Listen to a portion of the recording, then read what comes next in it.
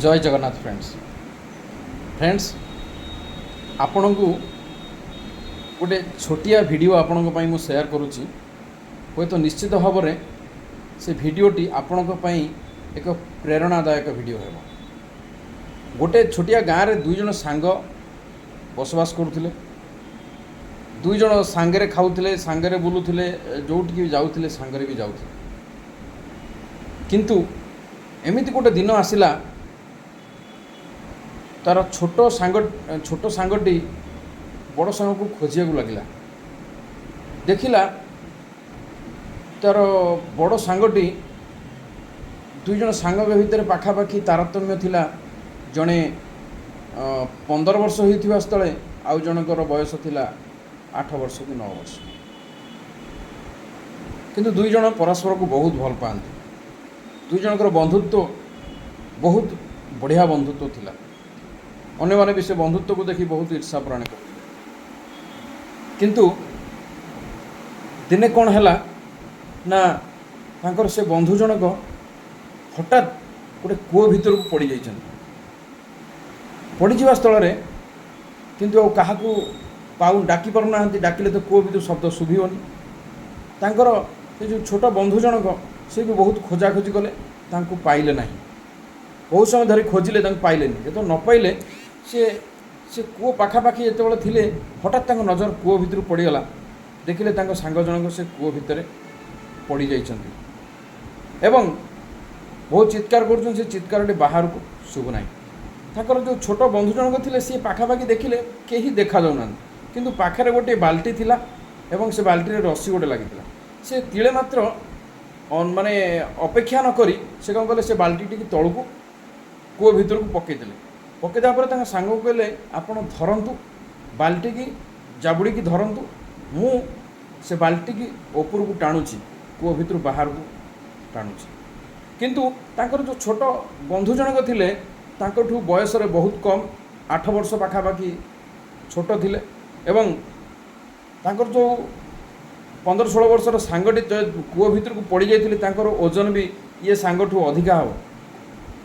किंतु केबे हेले भी तांकर छोट बंधु जनक से भाभी नथिले केबे भाभी नथिले कि मु फेल्युअर हो जिवि। तांको पाखरे केही नथिले केही नथिले कहया पई कि तुमे फेल्युअर हो जिवो।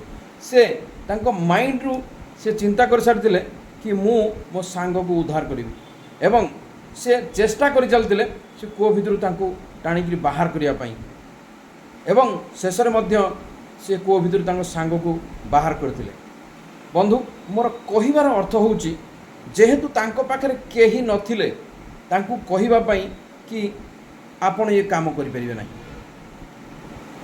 आपण निश्चित भाव अनसक्सेस हेबे केही कहिबा पई नथिले एवं तांकर गोटे एकाग्रता थिला एवं निष्ठा थिला कि मो सांग को कूओरु उद्धार करी एवं उद्धार करदेले। तापर यही कथा बहुत लोकंक पाखरे पहुँचला केही विश्वास कले। जड़े से ग्राम जड़े मुस्लिम सलीम चाचा बोली जड़े थिले तांको पाखरे पहुँचले। बहुत लोग तांको कथा को विश्वास करते से भी इजिली कथा को विश्वास करिगले। पर कहले गोटे कथा सलीम चाचा कहले कि देखो से तांको माइंड रे स्ट्रांग थिले। तांकर गोटे एकाग्रता थिला कि मो सांग को उद्धार करी। तांको केही कहिया पई नथिले नेगेटिव कथा कि तमे करि परिबनी बोली कि तम पई एटा इम्पॉसिबल हो बोली। सेथि पई से तांको सांग को कूओरु उद्धार करि परले सक्सेस हेले। माय डियर फ्रेंड आपण कौनसी भी प्रोफेशन रे अछंती कौनसी भी प्रोफेशन रे काम करूछंती आपणको भितरे कॉन्फिडेंस 100% रहिबा निहाती जरूरी प्रथम कथा। द्वितीय कथा आपण को जदि केही भी जन नेगेटिव करूछंती आपण ए काम पारिबे नाही आपण एटा कले फेल्युअर हेबे। माय डियर फ्रेंड आपण सेही समय रे से जागा परित्याग करंतु एवं आपणको मन भितरे पॉजिटिव माइंड एवं पॉजिटिव मेंटालिटी सहित आपण जो मिशन आपण नैचंती आपणको जीवन रे तापाई आपण अग्रसर करंतु। देखिए निश्चित दिने ना दिने जदि गोटे 15 वर्षर सांग को 8 वर्षर सांग कूओरु उद्धार करि पारुची आपण काई करि परिबेनी। मु निश्चित भाव में कहि आपण सक्सेस हो पारे। किंतु आपणको मन भितर एकाग्रता रहिबा दरकार एवं आपणको मन भितर कॉन्फिडेंस रहिबा दरकार आपण से काम रे सक्सेस हेबे। ଏବଂ ଆପଣଙ୍କର ମିଶନ ଗୋଟେ ରହିବା ଦରକାର। ଯଦି ଆପଣ ଭାବିଥିବେ ଗୋଟେ କରୁଥିବେ ଆଉ ଗୋଟେ ଆପଣ ଅନସକ୍ସେସ୍ ହେବେ। ସେଥିପାଇଁ ମନ ମୁନ ଯେଉଁଟାକୁ ଆମେ କହନ୍ତି ମନ ଆଉ ମୁନ ଦୁଇଟା ଯାକ ଗୋଟେ ଜାଗାରେ ରହିବା ଦରକାର। ଯଦି ଆପଣ କରିବେ ନିଶ୍ଚିତ ଭାବରେ ଆପଣ ସକ୍ସେସ୍ ହେବେ। ମୁଁ ଭାବୁଛି ଆପଣଙ୍କୁ ଏ ଛୋଟିଆ ଭିଡ଼ିଓଟି ନିଶ୍ଚିତ ଭାବରେ ପ୍ରେରଣା ଦେବ। ଜୟ ଜଗନ୍ନାଥ।